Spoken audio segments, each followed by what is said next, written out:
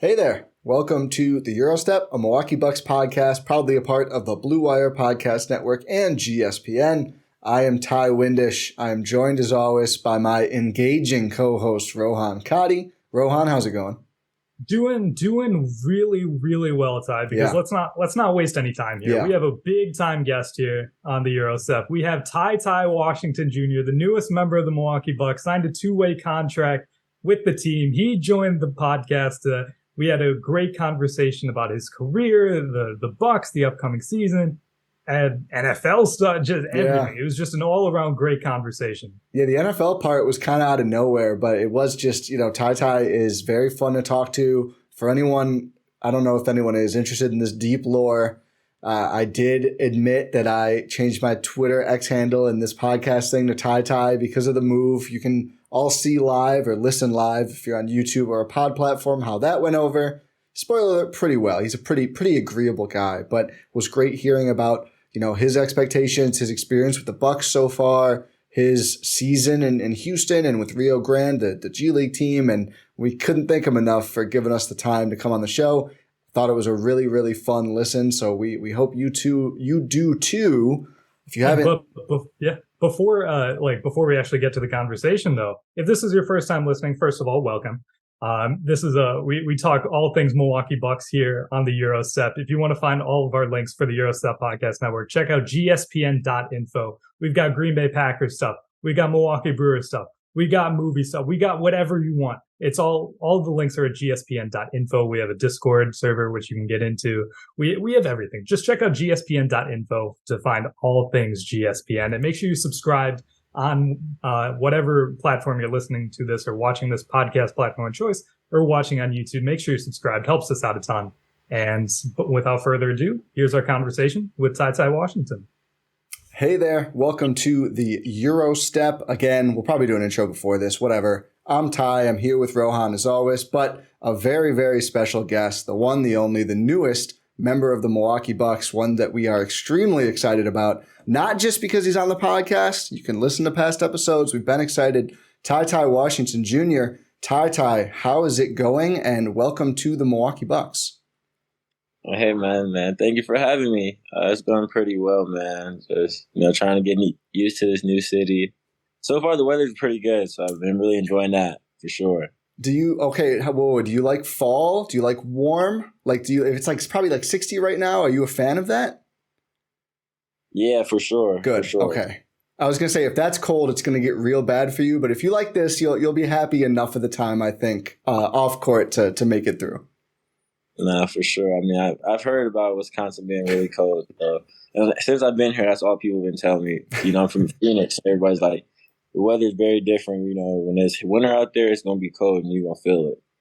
Is this your first time here? Like when you signed your contract? Because you haven't played in college, actually, not in the NBA, G League, haven't played a single game in Wisconsin. Nah, right. Yeah, this is pretty much my first time being here for over a long period of time. I ain't been here probably since I came here last year. Actually, when I was with Houston, I came here last year. But we were here for a night and we got out of here. But now I'm here, full time, so it's gonna be real cold.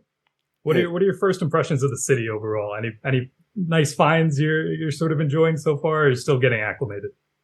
No, I'm still trying to figure everything out right now. I mean, the only thing I know is where the arena and practice facility is. So it's all I've pretty much been going to, But, some of my teammates told me there's some pretty good places to eat around here. So I'm going to try to check that out at some point. That's a good answer that's going to excite Bucks fans, that you've been spending the facility in the arena so far. I think that's what everyone's getting excited for the season. We wanted to say first here, I guess, congrats on signing the deal. We were excited. I'm sure you were also excited. What is your kind of impression of the team and the facility so far, and who have you gotten to meet? Of course, you have a new coach here in Milwaukee, and it seems like a lot of teammates have been around the facility. You mentioned you met some. So I guess what's it been like since you signed the deal, and who have you gotten to spend some time with? It's been real fun. Like you said, I was excited to sign the deal. Just pretty much really excited just to be able to put in work with the guys and stuff like that. So, I mean, people that I've been seeing around the facility, pretty much, almost everybody but Lopez, brother. That's pretty much it. I mean, I've seen Jrue, Khris, Giannis, everybody.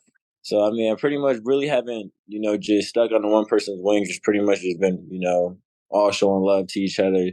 That's what it's pretty much is, like a brotherhood. We all showing love to each other. Really just having fun and competing. When we live together, or in there having fun, listening to music and stuff like that, shooting together, always just competing. So stuff like that is always fun. Yeah. Did you by chance like happen to know anyone on the team going in, or is this just a complete fresh set of people you're getting the chance to know? Uh, Going in, I knew Marjan and Khris. Obviously, with Khris going to Kentucky, just knew him from that. And then Marjan, we played against each other in high school when he was a senior and I was a junior. So just him being in Arizona and just us playing against each other over the course of time just grew a relationship. Speaking of Marjan, by the way, like you were number 0 in Houston. Did you ask Marjan if you could have 0 in Milwaukee, or did you want 23? What's the story there? No, I didn't even like.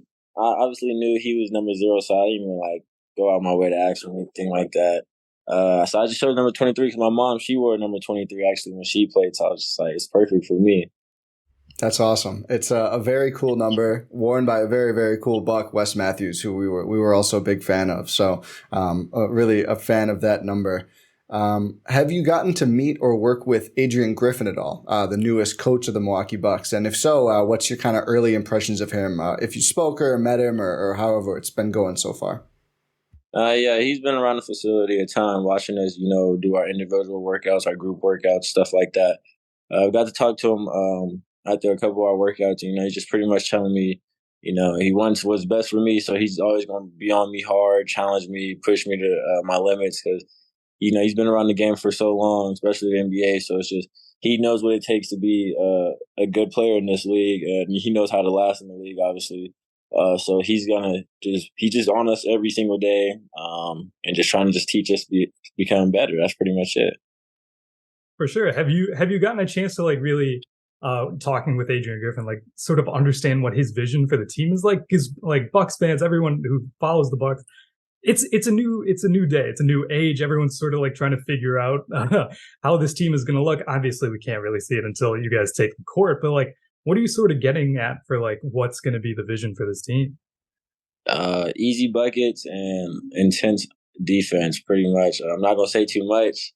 I was going to say, don't say too many state secrets. We don't want to get you in trouble. Don't want to say too much. Defense and just getting out, creating easy buckets. I mean, I feel like that's every team's goal. But I just feel like with us, he's just pretty much harping on those two, just being able to get out in space, create easy buckets, and really just being able to play defense as a team. Yeah, I think we all knew defense would be a hallmark, no matter who's the coach with this roster, and certainly bringing back, Brook Lopez, having Giannis, of course, Jrue Holiday at the point guard position, one of, if not the best on the defensive end there. Are you excited to kind of play with this group? I mean, obviously some flux in Houston, a younger team, a lot going on there. The Bucks, kind of a much different situation in terms of where they're at and, I'd say the age of the roster. Certainly some Bucks fans look at it as a negative. There are some, intriguing younger players such as yourself on the team now as well, thankfully. But are you excited to kind of play with this group and just, as you kind of already talked about, learn and grow with these guys on and off the court, not just on games, but in the facility and practices as well? Yeah, definitely. I'm really excited to play with this group. Obviously, they won a championship together, so they know what it takes to win. Every year they're always trying to win, get into the playoffs, stuff like that. And just with all them individually, they all have been in the league for some time now. So I feel like it's very important for me, just go out my way just to, make sure to ask questions, to pick off their brain and stuff like that. To obviously for myself to one day to be able to be in their position. They're vets already, so that's what I'm really trying to get to. Just staying in the league, last in the league, and as you can see, they've been in the leagues for some time, so they know what it takes. And just being able to go against them in practice, they're going to be pushing me hard, but it's only going to make me better. So I feel like it's going to be real fun. Yeah, is there any like, can you unpack that a little more? Like, yeah, are there any specific traits you're looking to pick up from some of these guys, or like what specifically are you trying to get from some of these guys to improve your own game? Pretty much. I mean, I feel like just being professional. Just seeing how hard they work. Just seeing how they're leaders. they're not really afraid to just be open-minded or, just speak whatever they're confident in themselves, and just seeing like the way they carry themselves, stuff like that. There's been a ton of noise in like the last week about, the Giannis stuff on the podcast, everything else. And I'm not going to ask you what you think about that. Of course, that's not your place to speak on, or, not my place to put you in that place to speak on it, I should say. But just in the facility, is all that kind of stuff and everything that, goes on other podcasts and whatever, is that just noise that doesn't get in there at all? Because it always seems like the Bucks do a good job of kind of, ignoring all of that stuff or cutting through it whenever it does come up. Giannis's free agency is the most common one, but whatever story is going on, it feels like the team is able to kind of ignore and just keep moving when those things do pop up. I'm not even gonna lie to you. When you started talking about Giannis and other podcasts, I didn't have no idea what you were talking about till you said free agency. But like, it's crazy that you even said that, because like, nobody in the facility at all is like saying anything about that. Like, Giannis is not worried about it. Like, I didn't know anything about anything you just said until now. So it's crazy that you actually just said that. We'll keep it that way. We'll just keep moving. There's no need to dwell on it then. I wanted to ask you, speaking of the facility, we had AJ Green on here. Thanks again to AJ for taking the time as well. And he talked about the shooting games for the threes and who can make the most. We saw, like, right after that interview, Malik Beasley posted that he broke the record for, I think it was 90. Rohan, do you remember the number? It was some absurd like 95, 93 out of 100, like a really high number. Have you gotten in the shooting games at all? Are you pushing Malik Beasley and Grayson Allen on that, or what's the status there? Yeah, man. It's called Bucks 100. 100 3-pointers, pretty much. It get real competitive for sure, especially, seeing guys' numbers like Malik, that's always trying to like push to get that. So far, I mean, I've been consistent with my numbers. The most I got so far, I think, is 82 or 83, something like that. But now, tomorrow, and like, it's crazy. They give out belts for like whoever gets the highest. So today, Jay got the belt. I said, tomorrow, I'm getting the belt. So tomorrow, y'all follow me on Instagram, y'all should see me with the belt. Mark my words. We'll be looking today probably as the pod goes up. So everyone listening, go check out. Is your IG the same as the Twitter handle here? Yep. TyTy Washington 3. Go see if he got the belt. I will say, well, actually no, AJ didn't get it after we had him on. Malik got it, but Javon Carter came on the pod and had a great season. So I think there's some sort of effect there. We won't say it's because of the Euro Step that if you get the belt. I think it's because of your hard work, but just that little extra edge we're hoping to provide here. Nah, for sure. Y'all might got the good juice. Y'all might got a little secret sauce going with y'all. That's what we're hoping for. Speaking of your playing career, let's talk about that a little bit. Like last season, you were between Houston and the G League, and it was sort of like it was a process. Obviously, it's your first year, but it's clicked. It clicked a lot near the end of your rookie season, and you went on a tear in the G League playoffs, averaging nearly like 30 points a game. Is it just like you started to figure things out? Like everything sort of happened to click in place? Like what happened there? How'd you manage to just like turn it, like just go on that massive run? I don't know. I just felt like at that point in the season, it was kind of like the season was already winding down, and at that point in the season, it just felt like I've been working on my game a ton, before games, after games, and stuff. So then when I got down to the G and I was like able to finally go out there and showcase, and at that point they were just saying like, if we don't win, there's no playoffs. So I just felt like, we had to win, and in my mind, I'm thinking, just go out there, play hard, do whatever I have to take for it to win. And as the game just kept on going, everything I was working on is starting to show. And that's how I felt like the whole playoffs just kind of went down. I felt like at that point, my teammates believed in me, coach believed in me. Like they all knew like I was in a different mindset. So they just kind of just letting me rock. Yeah, I wanted to ask, as someone who's covered the G League for a while and has so much respect for the game and how hard it is down there for just the level of play and for, the logistics and all those things. Did you really enjoy getting the opportunity to go down there and play that consistent role after, Houston with so much going on there, not having the same, I guess, consistent playing time night to night? Definitely. When I was down there in the G, the team was a little older. So guys like I have Willie Cauley-Stein, Lou King, Jalen Q, guys like that. So all those guys, they all played like years, and they had like a couple years in the league or whatnot. Willie had a great long career in the league.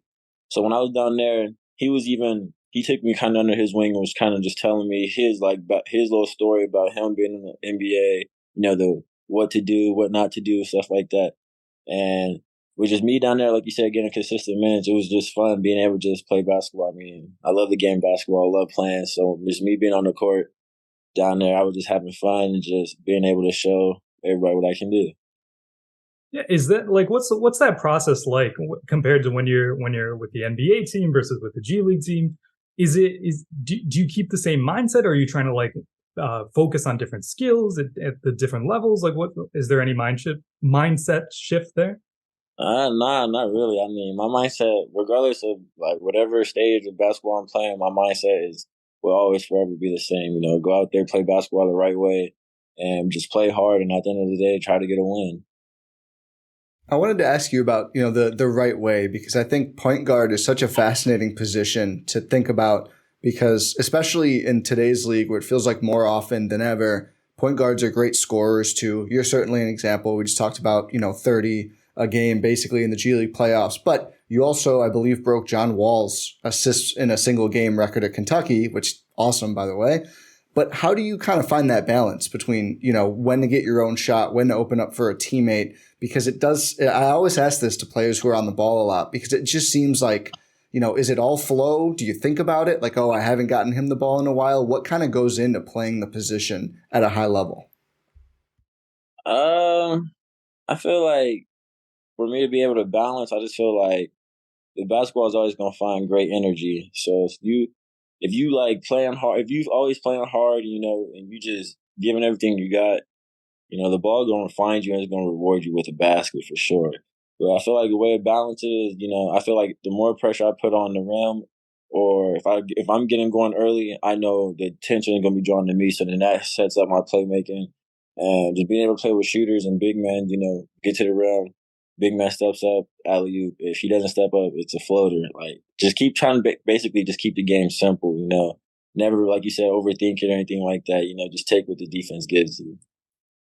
Yeah, speaking of playing the point guard position for this Bucks team, I mean, like when you're on the court with the Bucks, you're going to have a chance to play like with guys like Giannis, Khris, Jrue, like you were talking about earlier. It feels like a lot of players like that we've talked to, they don't feel like any sort of responsibility shift, like there's no added pressure. However, some players have talked in the past about like when you're on a court, I forget who it was, but there was a guy who was essentially a shooter on a team with LeBron, and it's like it's a lot of pressure. It's a lot of pressure to be out there on the court with those type of players, and now you have that opportunity here with the Bucks. Do you think about that at all? Nah, man. I never like thought like that at all. I tend to try not to put any pressure on myself. I mean, at the end of the day, it's basketball. I mean, I feel like we're all human. We all got to this level for a reason, so it's just basketball at the end of the day. I mean, I know playing with them guys, if I'm on the court with them, I know they're going to be able to set me up for some easy shots. I feel like I could do the same for them. I feel like just playing with them, they'd be able to slow the game down and just make it more simpler. You mentioned your the option of the floater when you're driving the rim and putting pressure. You may come into the Bucks with the best floater on the team. It's artful the way you can get it off. What goes into working on that shot, and is there anyone in particular that you watched or worked with to work on that look? Because it does seem, I don't want to say lost art, but I do think there's not a ton of guys in the league who are great with the floater right now, it feels like. Yeah. I feel like the floater's just always kind of been part of my game. Me not always being the most athletic or anything like that. You got to find other ways to score. And I just feel like the floater, like you said, it's kind of a lost art, so nobody's really expecting it. My mom is actually the one who taught me how to shoot the floater. She always used to show me like different angles, how to spin the ball off of the backboard, off of different angles and stuff like that, different finishes. And then she just kind of just installed the floater, in my head at a young age. That's awesome. And then going off that, that threat and being able to score there, thanks to your mom, who sounds like an awesome basketball teacher to learn from. with playing with Giannis and Brook Lopez to an extent too, but certainly playing with Giannis. And I know you've, just been a Buck for like a couple weeks now, but clearly that's a pick and roll that seems like it'd be really fun, right? Like Giannis is such a threat. Defenses have to pay so much attention to him. The Bucks haven't always had, playmakers who throw a lot of lobs. So I think that there's a lot of possibilities there that are really fun to think about as a Bucks fan. Have you gotten to work on that with him or with Brook at all? And how excited are you to, have some time to play with really dynamic offensive big men like those two? No, we haven't got to work on that yet. But I'm excited to play with both two guys like that. Who wouldn't want to play with Giannis or Brook? I mean, Brook, he could play inside, he could shoot the three, and then Giannis is, man, you already know Giannis. He could do pretty much anything. So I mean, it's always gonna be fun playing with guys like that. Like playing with guys like that, that's definitely like it's something that's going to be interesting to watch this season because one, there's a new head coach and Adrian Griffin. Like rotations need to be like formulated and everything, but also there's like all of the two-way contracts seem to play like point guard position, and then there's on the 15-man roster there only seems to be like one true point guard in Jrue Holiday. It seems like there's a lot of opportunity for like you yourself to like get into that rotation, make your impact felt. Do you have any like is there anything in particular you want to do to try to like make your presence felt, or is it just more about playing your game? I feel like it's just me playing my game and just me just being who I am. I feel like I'm an outgoing person, so me just keeping a smile on my face, making sure the guys around me are happy, cracking jokes with them, just feel like just being a leader, just being vocal, just just being TyTy Washington, just having fun. That's awesome. Given that it is, 3 point guards on the two-way deals, is there kind of like a friendly competitiveness there at all yet? Is it not something that you just think about at all? Because it is kind of an interesting group the Bucks have put together with, you could say 4 point guards on the roster. 3 of them, are the two-way guys. You, of course, Amari Moore and Lindell Wigginton.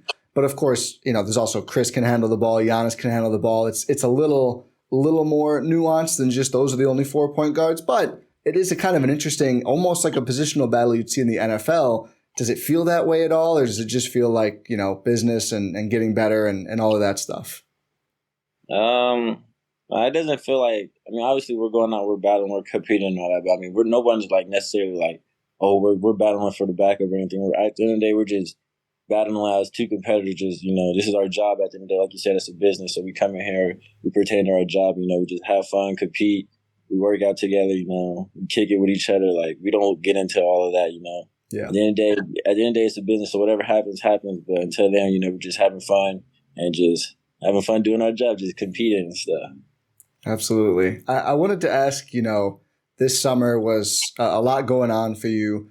I just, how much do you know real time what's going on with like the trade and then being with Oklahoma City? Is there going to be another trade eventually hitting free agency? Of course, we all find out this stuff from Woj and it's just, I guess it's already happened. Do you have any idea beforehand? Is there any chance that you thought you may stay with either Houston or Oklahoma City and then things just changed rapidly? And what is that process like?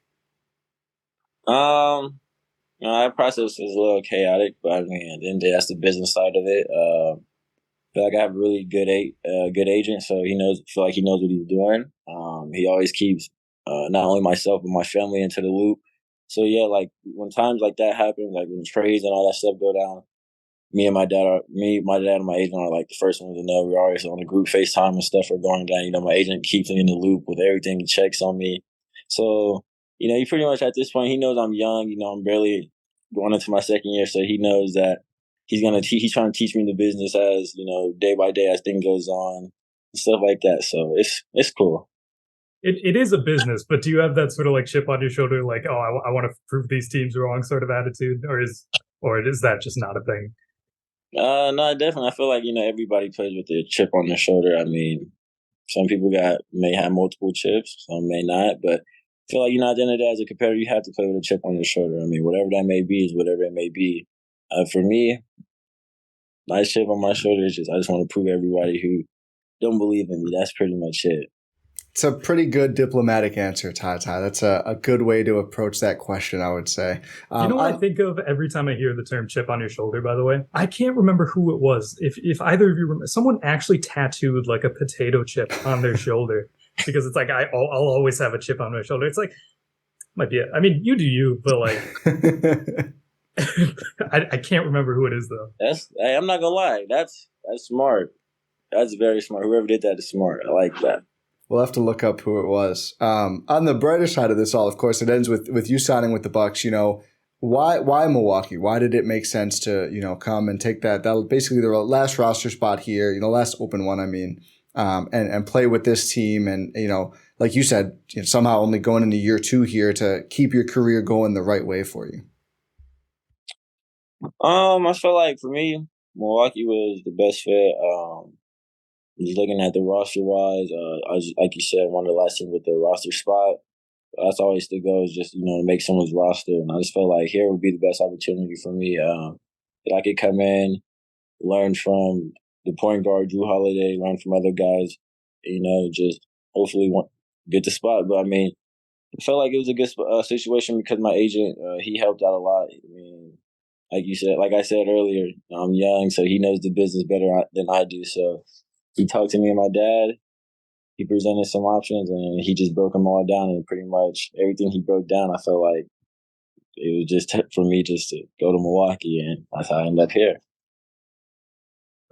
It seems like it's going to be it seems like a very promising and good decision on everyone's account. Yeah, we're big fans of picking Milwaukee in any context, so we're certainly absolutely on your side with this one.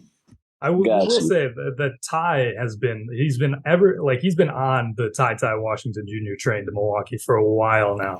So I'll tell the story. So heading into the draft last year, of course, your rookie draft, I tweeted X.com now that I would change my display name to TyTy with eyes Windisch if the Bucks got you that year. Of course, they didn't. They got Marjan, we're super happy about. But it is now changed back to TyTy with eyes Windisch ahead of the season starting this year because, of course, the Bucks did get you. So it is true. I have been a big fan for quite a while. You know, the Bucks have they've had Jrue, who is great, but just not had that kind of a younger point guard, or at least drafted one. So it is pretty exciting. But yes, I will get that anecdote out of the way. I know Rohan wanted me to bring it up. Hopefully it's not too weird of a thing. Nah, not at all, man. I appreciate you, man. Appreciate you for real. I actually wanted to ask on that note. So I read, and hopefully this is true, you never know on the line these days, but that you go by TyTy because your dad is also named Tyrone, and you didn't want to be TJ or basically like Ty or Tyrone Jr. So you went with TyTy, and just kind of it happened. Is that true?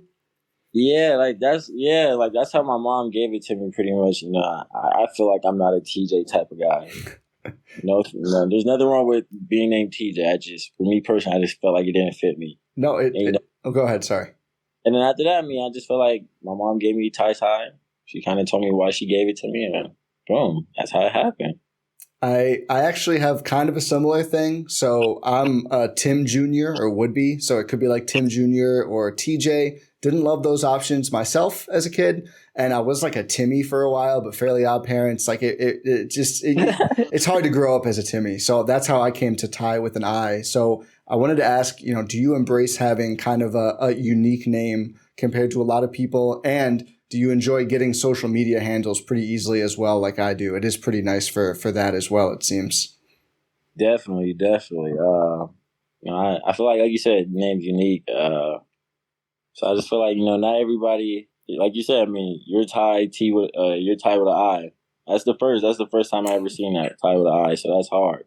So like, you know, like the name's unique. So, and it's cool hearing the announcers like TyTy Washington. You know, it's different. So I like that. Absolutely. Yeah, it's always fun having a unique name. But I mean, I'll say that my name isn't unique in like a general sense, but in Wisconsin, it's pretty unique. Yeah, you got that.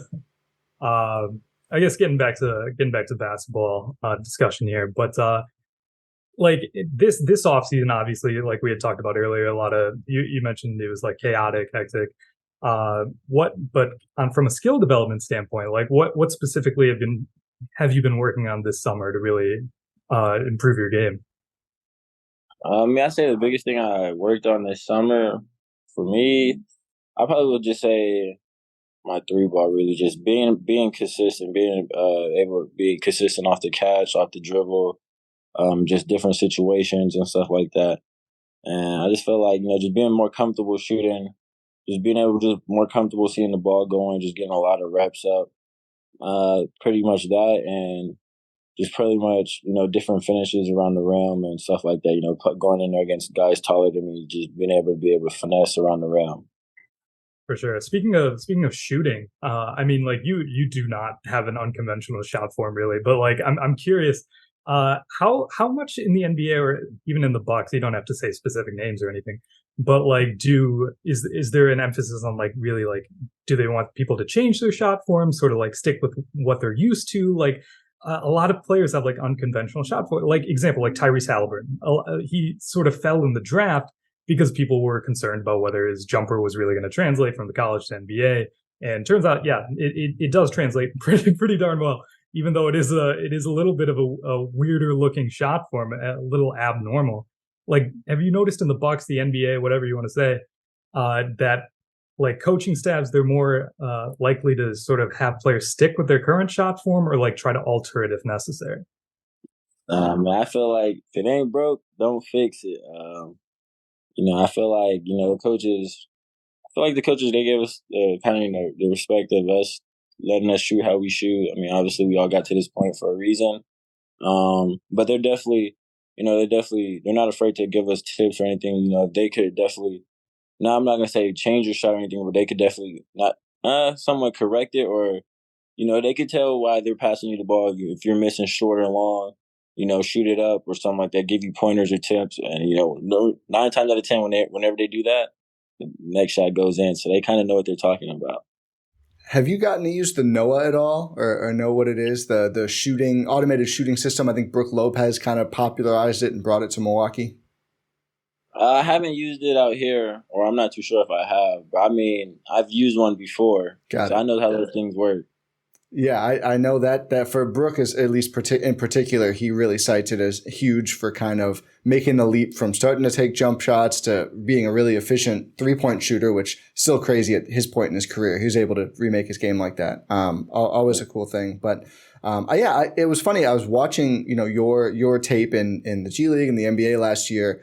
And the more I watched, I was just like, these percentages at the NBA level are lying. Like the jump shot looks really good. The floater looks good. Not to just, be, blowing smoke because you're on the show. But seriously, I was like, it looks like he has so much that's like all the way put together or very close. That's just like waiting to click. Is that how you feel too? Like just like you're doing the right things. You just need to, whether it's keep doing them or let the game slow down or you're just close to kind of breaking out next year. Yeah, I feel it. Talking with my camp and stuff, the guys I've been working out with, we all kind of feel the same way. Like you said, we all just felt like, just how you said, like, those numbers, we felt like those were a lie. I mean, obviously they weren't a lie, but we know that I could shoot better than that, stuff like that. So this summer we just attacked all workouts and all that, and we just feel like, this season I'm due for a breakout season, like you said. Yeah, wait. We speaking of like being like a young point guard, like we've seen a trend in the NBA where, especially players at the point guard position, the guard position, it takes them a little longer to adjust to the flow of the game. And obviously that's not a knock because like people like do it, they're successful. It usually takes them like a little longer of a development pathway. Can you speak to like sort of why that is? Is it just like a having the ball in your hand sort of thing, trying to figure out the flow of the game because you're responsible for a lot more things, or is it something else? Um, I really don't know. I mean, I could try to give you an answer. I mean, I feel like just being a young point guard coming into, you're coming straight either out of college or like G League or whatever, however you get there, but you coming in there young, playing with guys, bunch of older guys, you just you kind of try to think of ways to, like, what do you say to control them? Well, not even control them, but just to get them on board, just to listen to you, da da da. At the end of the day, like, they're all older than you, so like they're all been here, so pretty much you got to work hard, prove to them that you're worth, that to be that leader. So I feel like that's where guys kind of tend to be, kind of like just back, just chilling really. That's interesting. I hadn't thought of it that way before. That idea that it is hard to come in as a point guard is not as much like being able to play or even feel the game, but it's a little bit about, earning that respect with the teammates. That's interesting. It makes a lot of sense too. I mean, obviously this is, the basketball league, and as you can come in as touted of a rookie as you want, but you're still, a rookie. Did you have to do any rookie duties or hazing or stuff last year? Nah, not at all. I mean, the most I ever did was probably bring like Chick-fil-A to the team playing or something like that. But nah, we were all young. I was gonna say you came in there and said you guys are too young to tell me this. Yeah, like we were like some of the second year players. I was older than some of them, so it was like we were all young. I mean, some of them said they didn't have to do it their rookie year, so like they were like they're not gonna make us, and it just kind of never happened. That's good. I feel like. Do you watch Hard Knocks at all? Yeah, a little bit. So you didn't have to like rap in front of the whole team or anything like that? Nah, not at all. Not at all. It seems like the NFL does that a lot worse than the NBA. Because it's funny you say that, because when we talked to AJ Green, we asked him if he had done rookie duties for the Bucks. He was like, "Not really." It was like a similar sort of thing, like just like getting food, getting donuts, stuff like that. So it's interesting to know that it's just like that might just be a general NBA thing, and it's just like a sport comparison thing. With it's like the NFL does it a lot worse than the NBA. No, I definitely. It's crazy. I was just watching the NFL like mic'd up stuff and just comparing like the two. So like NFL, like they definitely go out their way to try to do more things than NBA. I don't know. That's how I was just feeling just watching the mic'd up stuff. I just thought it was funny. Yeah, I was watching it with Hard Knocks with my wife, and she's like, "Do they really have this many meetings? Like they're just in PowerPoints like all day?" And I was like, "I don't. I mean, I don't play. I guess they have lots of film to go over. I'm sure they can't show the schematic stuff, but it was pretty funny." And then you talk to NBA guys. It's like, yeah, we practice like once a week, and I imagine you're not spending as much time watching like magicians or going through PowerPoints of movies and stuff as they showed on Hard Knocks. Nah, not really, man. I mean, yeah, we watch film and all that, but like you said, we're not spending the whole day just watching PowerPoints and all that. But I feel like in football, you got to do that. I mean, like football is harder than basketball, so you do got to kind of lock in more to that. That makes sense. They're a lot harder, more like schematically. Yeah. What was that? Like schematically, you're saying it's more difficult? Yeah. Yeah, because I think it was like Greg Popovich who said, it was Pop or Kerr, and they were talking about like defense, and they were like, yeah, there's only like 7 ways to play a pick and roll, and it's like you're going to do one of these 7 things every single time down the court. It's like it's more about like respect, relationships, that sort of aspect than the actual. I mean, not to say that there's not a lot of scheme in basketball, because there's a ton of, but it's just like the NFL is just a different beast. Yeah. Absolutely. Well, I wanted to, on the scheme note, I know you can't say too much. I think AJ Green called it advantage-based basketball, but, do you think the way the Bucks are set up to play offensively and defensively, is it a good fit for your game, would you say? The way that Adrian Griffin wants to have the team playing? I'm trying to get as much insight as I can. We're so excited to watch the Bucks play again. It's been so long, TyTy. Nah, I definitely feel like, the way Coach wants to play, I definitely feel like it complements my game a lot. Just space and being able to just be ready to shoot at all times. Just being able to play with that 0.5 mentality. Catch the ball. You don't want to catch it and hold it. Be a ball stopper. So really, just having your mind made up before the ball gets to you. That type of thing, and just being able to fly up and down the court and just get to the rim. Easy baskets, easy layups, floaters, alley-oops, and things of that nature. That's what we like to hear. Go ahead, Ron.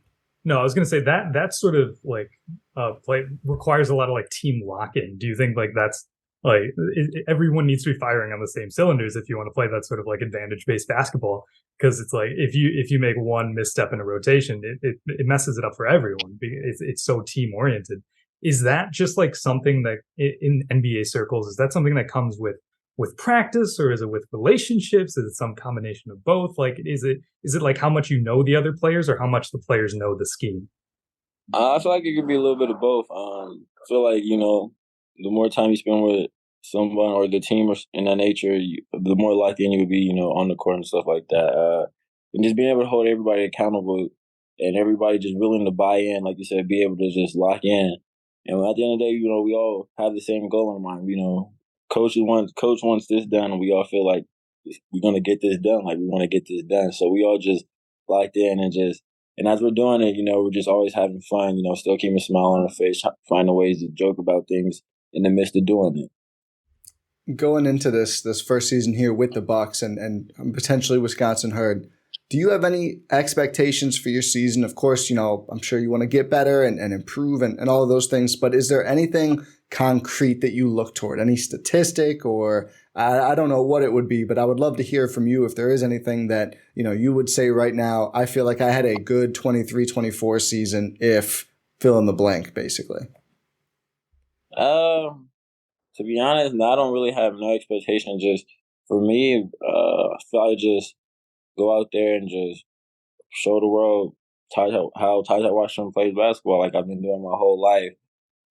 Just showing, I belong here. That's pretty much it. Just showing everybody I belong in the NBA, and just showing I can win in the NBA on a winning team and stuff like that. So, that's how I feel like.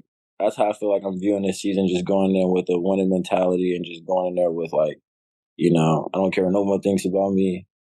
I'm here for a reason. Don't need another 53-10 game to call it a success? Nah, man. When did you know in that one that it could be that kind of a number that day?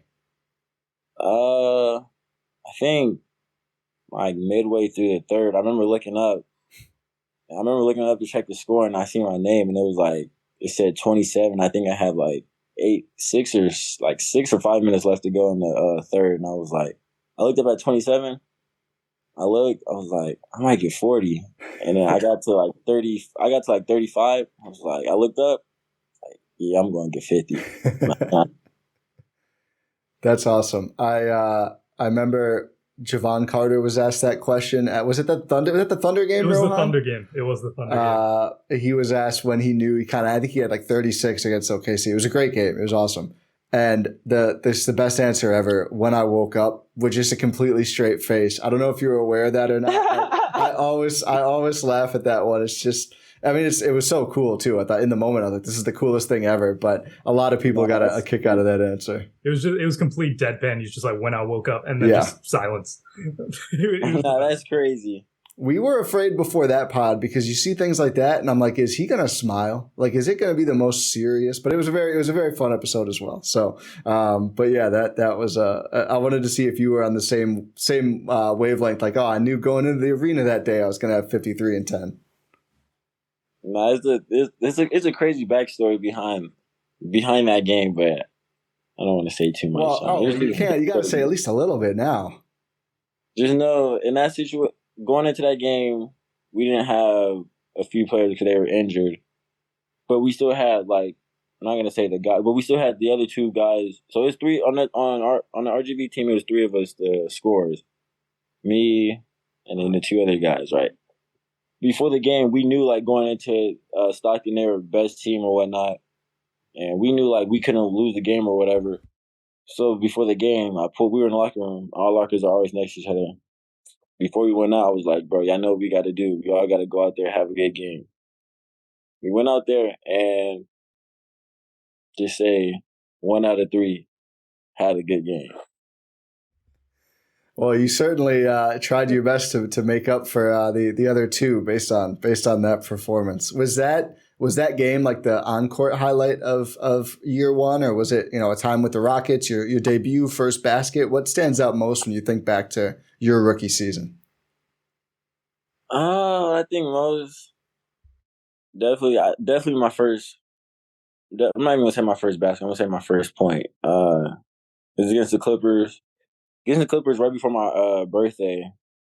I went to shoot a floater. I got fouled. Then first free throw. This is my first time about to get ready to shoot a ball in the NBA. I shot it, and I never missed a free throw like this ever. It hit off the backboard, and it hit the rim boom, boom. The NBA rims make noises. Oh, yeah. I was boom, boom. I was like, whoa. Took my teammate's hand. They're like, you good? Yeah, I got the ref threw the ball back to me. I was like, Like, there's no way I missed this free throw, bro. I was like, I have to score, bro. I'm in an NBA game, bro. I have to make this, bro. Then I made it. I'm not gonna lie. We were losing, but I ran back down the court. I was smiling ear to ear. It's just that must be just such an incredible feeling, because you see all that work, all that time you put in, sort of like, yeah, I made it. Like that just must be the most euphoric feeling in the world. I can't even imagine. No, definitely, I was so happy. But like, because like going into the game, right before the game started, I'm like, let me just take a couple practice free throw shots, and I didn't miss any. So when I got up there and missed, I was like, whoa, kind of shocked. It's the NBA is a different beast from what it appears on the outside. Obviously, Ty and I are not. Yeah, though it may appear we are. We're not. We're not NBA players. Let's talk a little bit about you mentioned earlier that you had a relationship with Chris Livingston because you both went to Kentucky.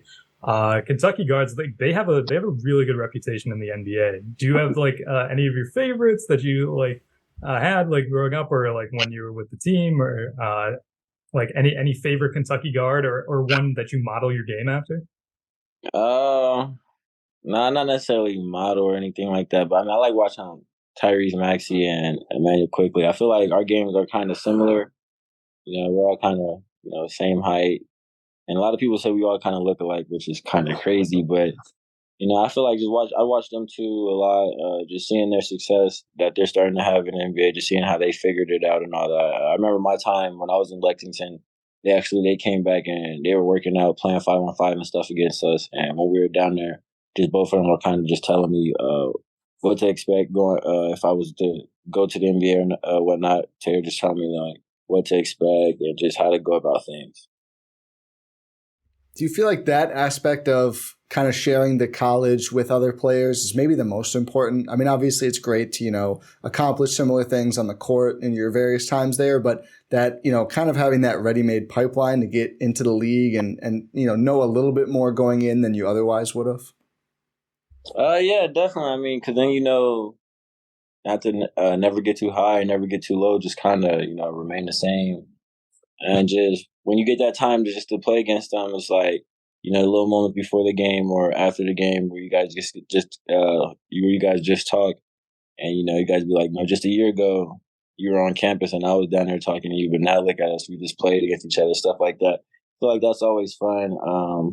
Like you said, that Kentucky name holds a lot of weight with guards. Absolutely.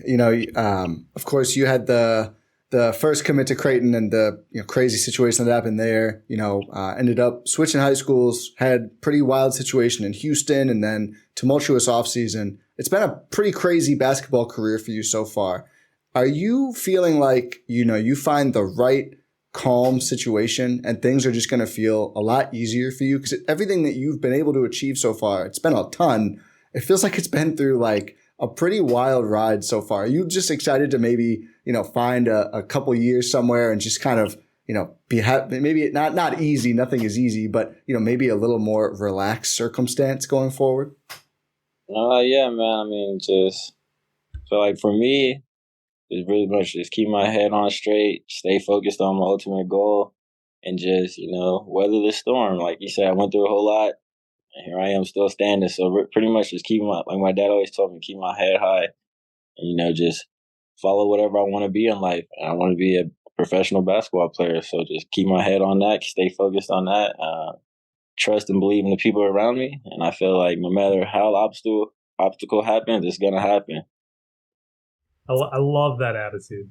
Yeah, it should be. It's like the Bucks have had a reputation. Again, we don't know if it's true or not, of being like a very like calm organization. So we'll see what happens here. Hopefully everything works out. This upcoming season, like training camp is going to start before we know it.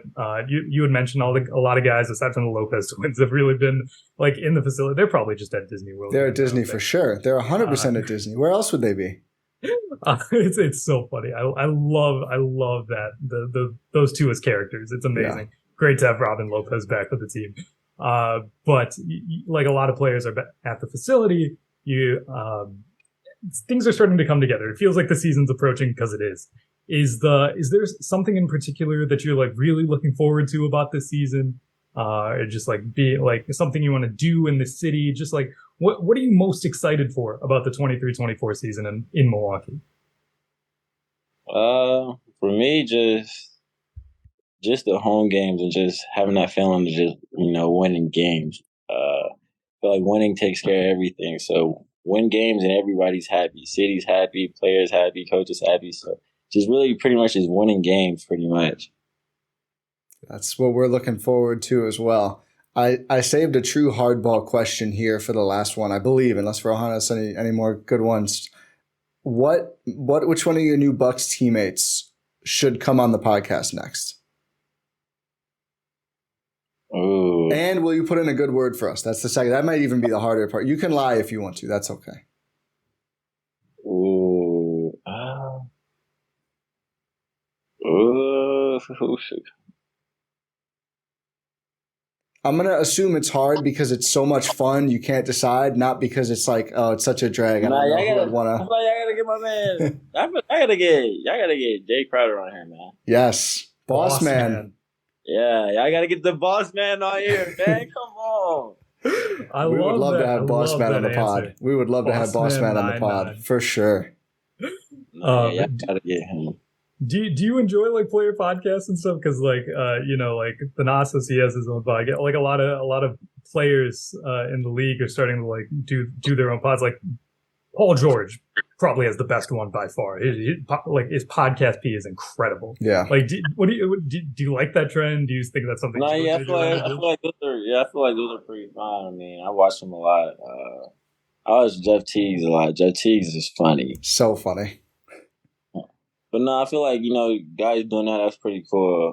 Just seeing the different guys going on there, just hearing their perspective, their POVs on their NBA, the way they went about the NBA and stuff like that. So it's always fun when get to learn your coworkers how they came about. It's true, but saying coworkers is so funny. Like you and Paul George are just like guys at the water cooler. That's awesome. It's true, but it's just it's like people don't really think about it that way. Like when it comes to like sports. Right. Is there we promised you this would be the last question. Do you have anything like you already shout out? We got to see you with the belt on Instagram. Do you have anything you want to shout out? Something that you're working on, or just like social media? Oh man, I don't have anything to shout out. Fear the deer. That's all I have to say. Love to hear that it. Works. TyTy Washington, thank you so much for your time. It's been an absolute pleasure. Thank you. It's we've learned a lot, had a great conversation, and we're very, very excited to see you do great things for the Milwaukee Bucks organization and have a great career overall. Appreciate you guys so much. Thank you for having me. Absolutely. Thanks again, TyTy. That was so much fun. I'm always a little nervous. You never know. Is the player going to be excited to be on the podcast? I guess if they said yes, probably at least a little bit. But TyTy was really fun to talk to. That was, I'm not going to pick a favorite. I've really enjoyed we have so many now, all of our Bucks player interviews, but really, really fun conversation. Real quick, Rohan, what was your number one takeaway? I think my number one takeaway was like, first of all, like he's a really, like what he was talking about being with the team and how this team is just locked in. My favorite anecdote was like you asking him about the Giannis stuff. Yeah, he's like no idea. I have no idea what you're talking. It just proves how much of a bubble really NBA media is in. Like it's the talking, like it's the biggest headline in sports or whatever. One of the big. It's like, oh, Giannis is saying these things. We've already done a podcast about it. It's a few back. Check it out if you want to talk about it. From the initial New York Times interview, it was like a few weeks ago. But it's like, he's like, I don't know what you guys are talking about. It was like, oh, first of all, incredible news. And it's like, the players, they just block out all of that noise because obviously they're professionals. Yeah. Yeah. I that was going to be my answer too. I really enjoyed how that question went. I'm always a little nervous to ask about that kind of thing because I do think nobody really wants to talk about an uncomfortable thing. The fact that he just had no idea was great. Like he like I mentioned, it was about like a pending free agency or whatever. He's like, until you said free agency, I had no idea what you meant. So that was awesome. Some of the G League stories I thought were really cool. As someone who really likes, obviously covers the G League, really is a fan of the game.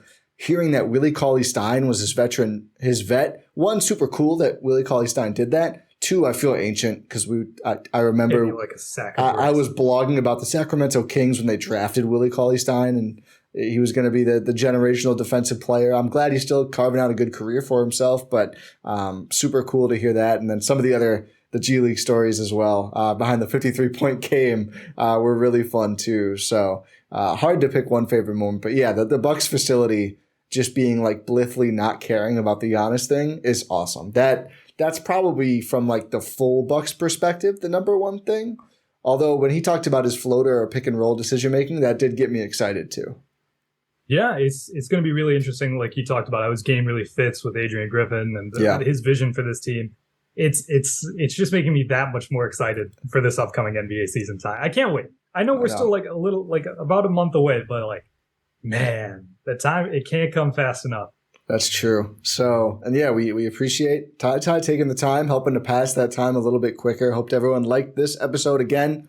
As we said up top, if you have not listened before, welcome. We're really glad to have you, especially if you made it all this far into the show. Please subscribe on your platform of choice. We do at least one pod a week from now until the season starting up, I would imagine, and oftentimes more than that. We've also got Win in 6 on this feed. They'll be back covering the Bucks soon. A lot of Brewers and Packers stuff going on. If you're not aware, we have those shows too. So go to gspn.info, find Cruising for a Bruisin', Talk of the Tundra, Make Time for This, a movies podcast. We got everything. And we had TyTy Washington. So really, GSPN's covering all the bases lately. But Rohan, take it away. I don't think we have anything else. I mean, you did great outro. No, don't apologize. It's great. Like you fully leaned into it. But yeah, gspn.info. Everything's there.